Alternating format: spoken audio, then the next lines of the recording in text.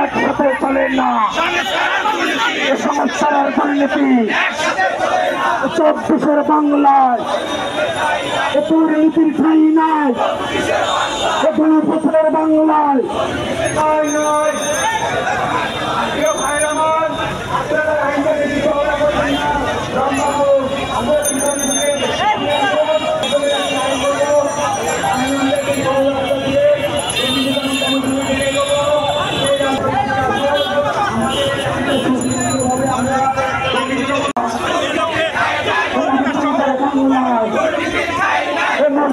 বাংলায়